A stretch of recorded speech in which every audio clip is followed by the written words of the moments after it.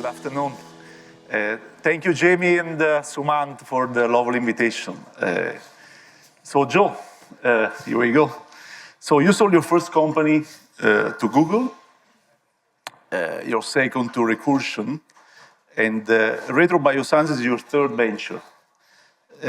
Before that, you were a scientist, Harvard, MIT, and Caltech. Pretty impressive. So tell us about your journey and why Retro? Yeah, well, I guess initially I was deep into the academic side, working on biophysics at Harvard and Caltech. But I guess from a personal journey perspective, I got a little impatient with academia because it's kind of bureaucratic and slow. So I headed over to Silicon Valley to start companies and never looked back. So the first thing I did was to create a tech company.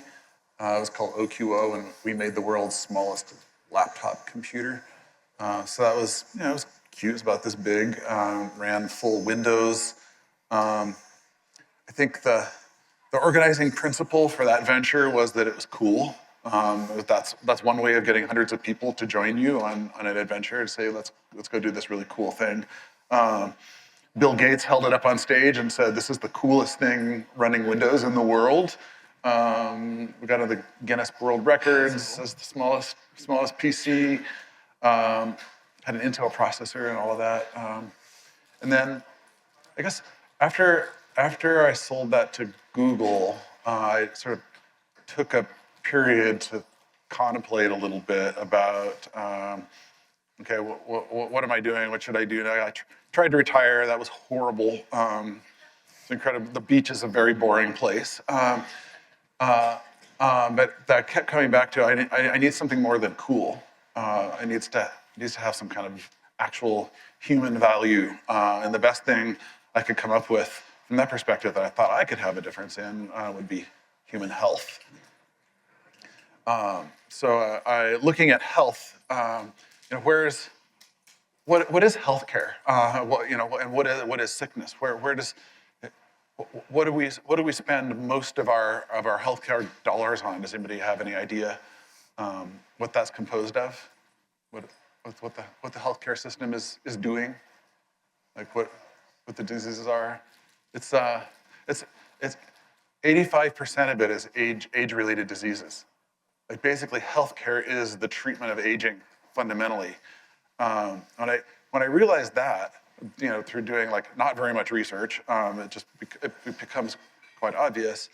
I wanted to do something about how we treat disease from the perspective of its primary risk factor, which is age. So I started a nonprofit in that space, brought together.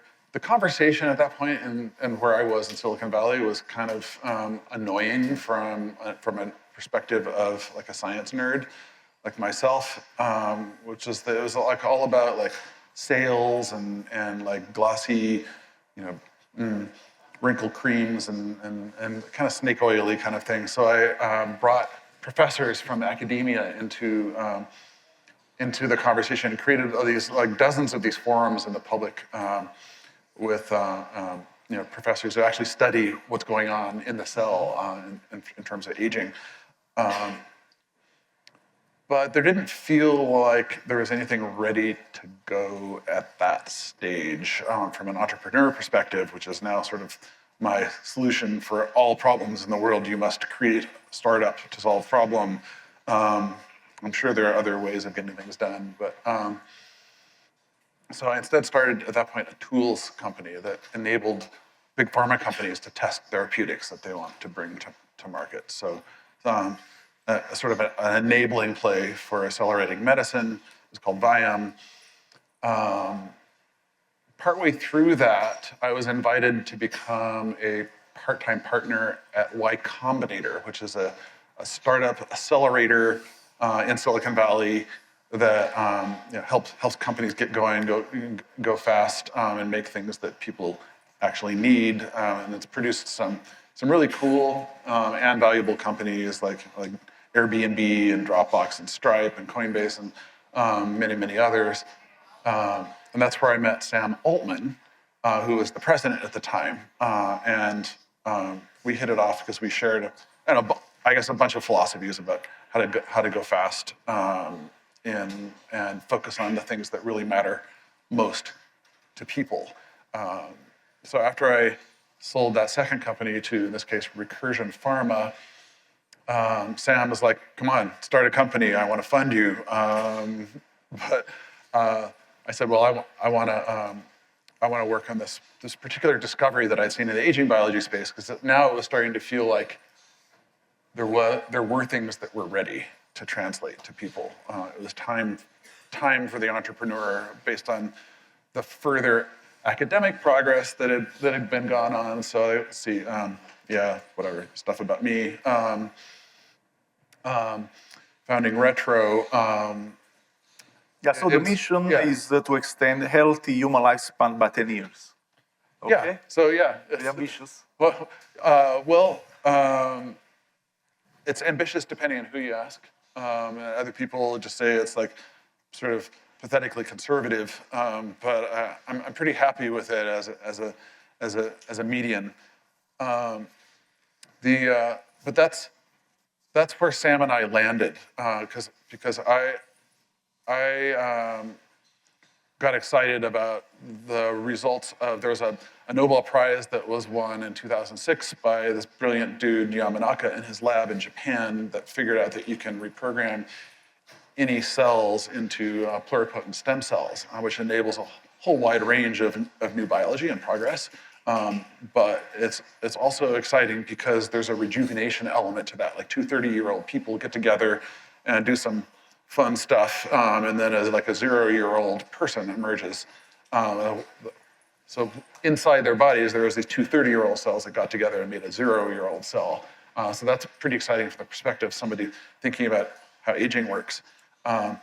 So I was excited about applying that to rejuvenation, especially because there's a bunch of further scientific discoveries that I probably don't have time to go into. But Sam was like, yeah, but there's all this progress in rejuvenating blood that looks really interesting too, and I'd like to fund a company to do that. I was like, well, I'm doing partial reprogramming. And Sam was like, why don't you build a company that's focused on a mission of extending healthy periods of people's lives using whatever mechanisms that are the highest leverage points that you can come up with. And I'm like, wait, so you're an investor telling me that I should not focus? That's very unusual for me, but actually very attractive, because I do want to address all of the aspects of aging, and I could do them like sort of one mechanism at a time, one company at a time. And I've known from my experience with doing my last two companies that pretty much any company is going to take you 8 or 10 years to do. Then adding this all up, and there's like 20 different things in aging to do. It's like, not going to make it. I need to do stuff in parallel. So Sam's like, go for it. I'll fund you doing a company that works on aging in parallel, using going for the highest leverage mechanisms. So he wrote me a seed check of 180 million, and then off we go. Quite a large seed, I have to say. I am extremely grateful for him helping me skip a number of stages of having to do the pre-seed and the seed and the Series A and so on. And also Sam's just an amazing person to work with. He's sort of wise beyond his years in terms of a lot of company management and strategy kinds of things. And he and I are on the board right now, and we'll get to near the end. We'll talk a little bit about where we're going with it, and the adding a third board member to me and Sam for our expansion stage of Retro, because we've done really well over the last 4 years. So, okay, aging, yes. So that's a nice slide. How do you define aging? So what is your definition of aging? How would you say? Besides aging sucks, aging is the slow process of damage building up in our cells that is at first invisible, but eventually builds up to the point where it starts interfering with the normal day-to-day functioning of the cells. So you can think of it as a slow accumulation of damage. That's obviously highly simplified. But ultimately, then it starts giving rise to actual diseases that kill you or make your life miserable and wish that you were dead. It robs people of their humanity, their mobility, of their ability to enjoy their loved ones and children. And it is fundamentally just a biological process. And it was studied academically a bit for a long time. But then long about the mid-90s, actually 1993, Cynthia Kenyon, someone in our community, discovered that she could tweak one gene in an animal and more than double its lifespan. And that was the moment where this field kind of woke up, and then hundreds of people started streaming in, because that's the first time that most people really realized, wait, so this isn't just this inevitable sort of wearing out of the bearings just kind of running down through a process of entropy, which is kind of inevitable, but it's actually programmable. You can modify it. Aging is addressable using biotechnological means, and that can be shifted. So that jump-started the academic field of aging biology, which then has made a ton of progress. And long about when we were starting Retro, it felt like there was a lot of positive results in animals and in universities of things that are ready to start translating to people. So that was for starting Retro. That was my sign. It's like, now is the time. Aging is addressable, and you can do it through biotechnology. So the question is how you plan to fix it? I mean, you said your mission is to add 10 years human healthy lifespan. I mean, perhaps tell us more about the programs. I know one is going to trial this year in Australia, the autophagy one, about Alzheimer. But yeah, please tell us more. I don't know how many people have a degree in biology, but we'll try to. Okay, just ask me questions if I'm going too far off track or if I'm boring you. We can break therapeutics against aging into two broad categories. One is that you can rejuvenate cells where they are in the body. That's important for cells that you really care about and you don't want to replace. The other is replacing the cells with young cells. So for instance, with neurons, they are arguably the site of your selfhood. The configurations and interconnections between the neurons hold memories, and memories are part of what makes us who we are. We don't want to replace our neurons. So that's one where we have to rejuvenate them in place. So our first product that we'll get into people is, we call it RTR242. And that is a small molecule drug. Means you can take it orally, daily, and it crosses the blood-brain barrier, so it gets into neurons, and it turns back on in aged neurons the autophagy process, which is a cellular recycling system for taking broken or aggregated proteins and breaking them back down into their component amino acids so they can be turned back into proteins. And it gets stymied in the late stages of especially neurodegenerative diseases such as Alzheimer's. So this small molecule drug restores that process. It restores the acidity of lysosomes, which are part of that process. And so we'll be taking that out later this year, for a phase 1 clinical trial in Australia, for a number of reasons I don't have time to go into. So the other two programs are replacement programs, where we create young cells outside the body and then replace the old cells in the body with these young cells. The first one is in microglia, which are they're one of the 4 fundamental cell types of the brain, along with astrocytes and oligodendrocytes and neurons. And they have the special property that they can they can move around inside the brain. It's a little creepy, but if you delete the microglia in a brain and introduce new microglia, they will proliferate and redistribute themselves out into the brain. So in the Alzheimer's brain, it's a chronic inflammation phenomenon in part. And if you have these microglia that have been for decades kind of stuck in this terminal inflammation mode that there's at least no known way of reversing, deleting the microglia and replacing them with brand new young microglia that are not inflamed is the therapeutic there. And then the last one that we're taking to clinic presently is another replacement cell therapy that replaces the old blood stem cells with brand new young zero-age blood stem cells. So, HSCs make back to zero. They make all of our blood, which is 80% of the human cells in our body, the platelets and red blood cells and white blood cells, lymphoid, myeloid, the whole giant complicated hematopoietic tree is generated by the hematopoietic stem cells, the HSCs. And fortunately or unfortunately, that path is already very well established for us because of decades of honing bone marrow transplants for leukemia. Mm-hmm. So it's well known that you can replace those cells. And in this case, your own cells are taken, reprogrammed using Yamanaka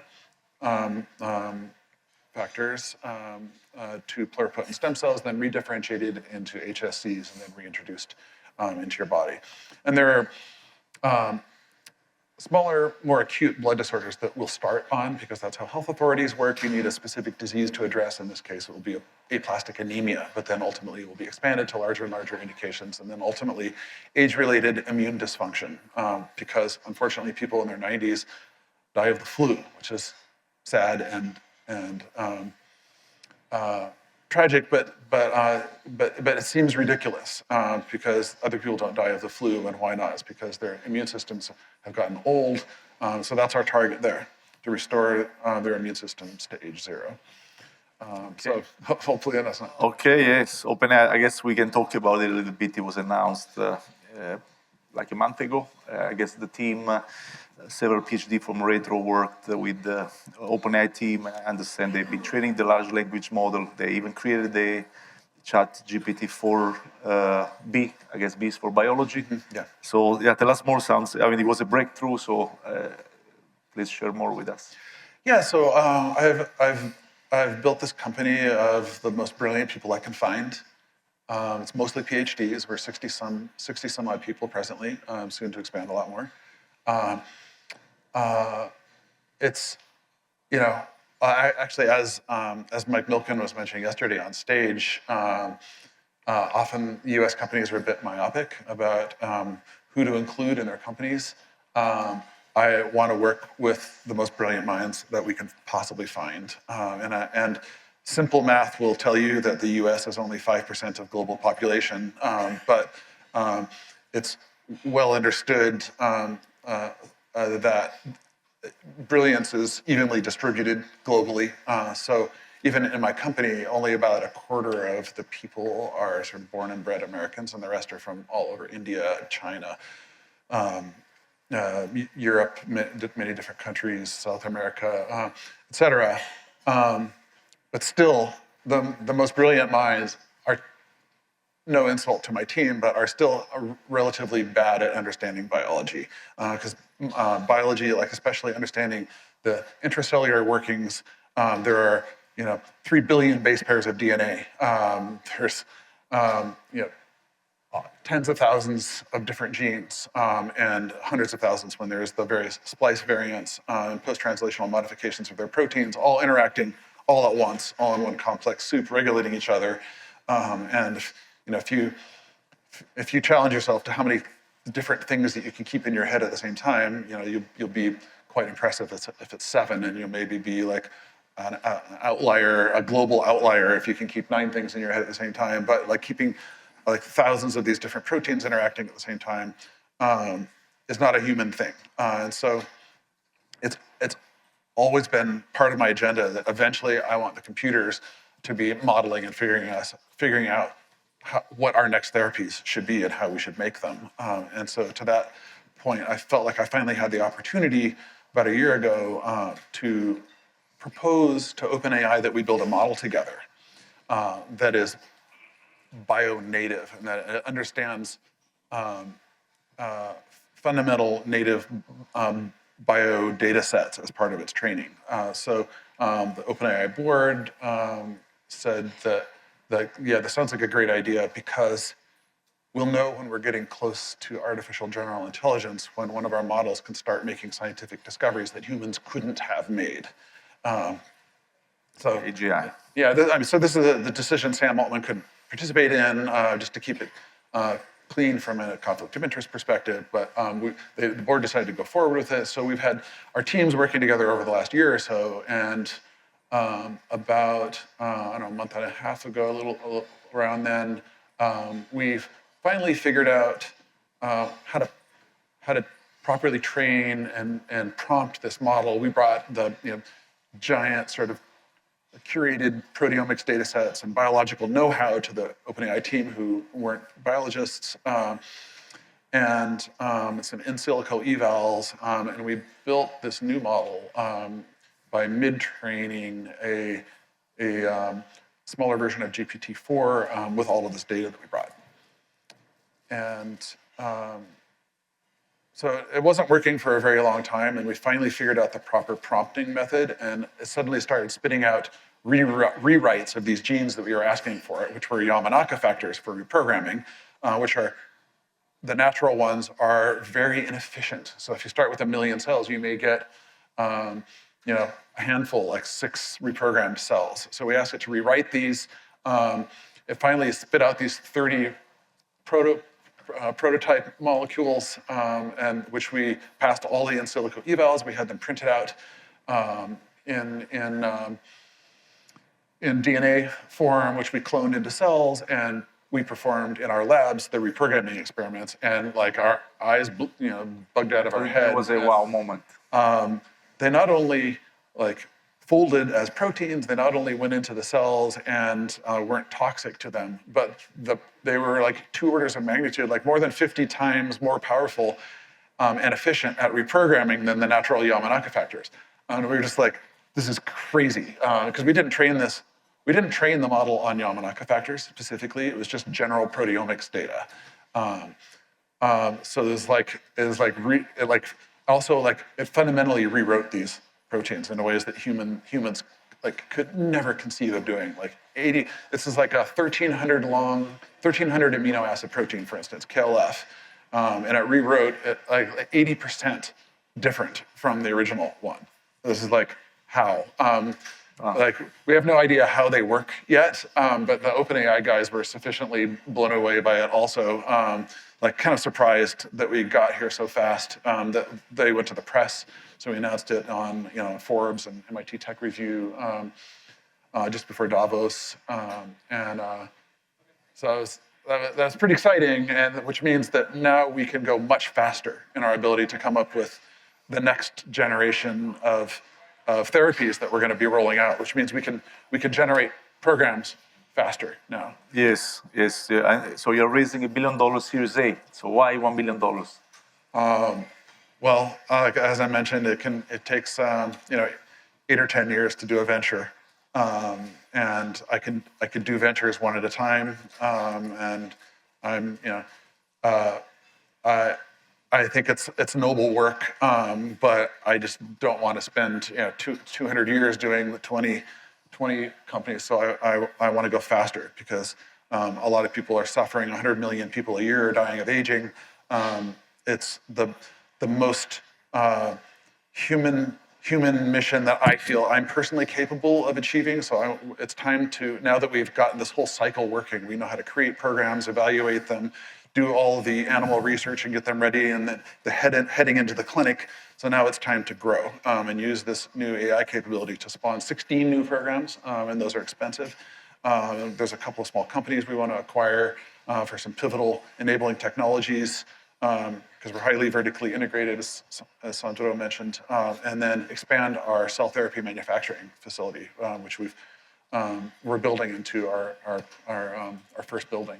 So really, the vision you want to execute is really to build a vertically integrated biopharma company, right? Yeah. It's all the programs are internal. Everyone has equity in all the programs. People are extremely motivated to help each other. And then we have internal capabilities. We have a huge 10,000 animal vivarium. We have a microscopy facility, automation, a huge mechanical bioautomation facility, computational biology. So there's a lot of internal synergy for helping all the programs go fast. Okay, yeah. We ran out of time. I don't know if you have time for one or two questions, or I guess Joe will be also here a few more minutes. I'll be around, yeah. Yes, they're calling us. Any questions about retro, what we're doing? Okay, we'll take one. Yeah. For sure, yeah. So Recursion has a platform where they do imaging of cells using a fairly a stylized sort of coloring system where different subsets of the cells take on different colors. So they can choose specific diseases of which there's a cellular model, and then look at how this sort of color pattern changes is different between the wild type cells and the disease cells. And then they try lots of different small molecules on them. And then they use computer vision, which is called AI these days, to see if any of these disease cells have patterns that look more like the healthy cells as they're screening through all these compounds. So I think it's a brilliant way of looking to see if you can repurpose some of these existing compounds. I was impressed. I invested in their Series A, because it looks like a great way of making medicines, which is the relationship to help me find that lead into the acquisition. But that's one particular way of going about it. But we're and they're friends, and I wish the best success for them in addressing those diseases.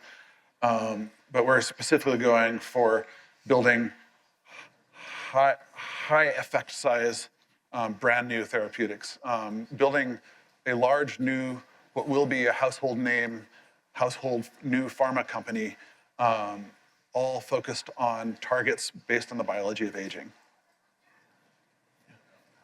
Okay. What about therapeutics as it relates to cancer? I know you haven't really talked about that, but obviously cancer is on the rise globally. For sure. Cancer is like one of the...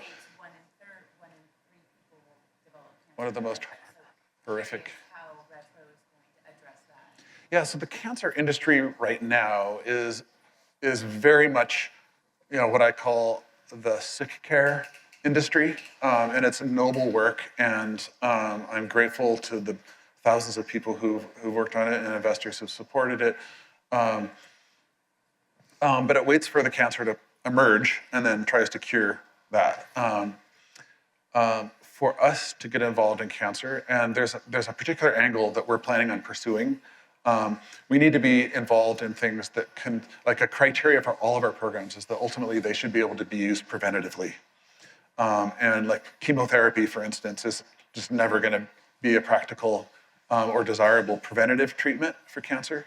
But there are some angles that we are looking at for preventing the DNA mutations that occur in the first place, which later give rise to the cancers. So that's part of our future direction that we could go. But it's a little bit different from the way the typical cancer industry approaches those illnesses.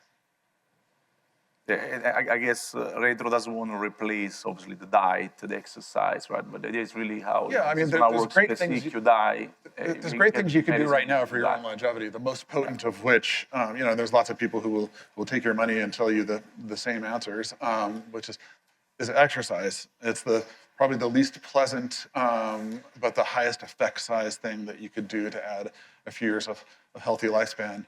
But we're shooting for things that have like really huge effect sizes that cause massive rejuvenation and prevention beyond the things you can presently do. Okay. Do you have time for one more question?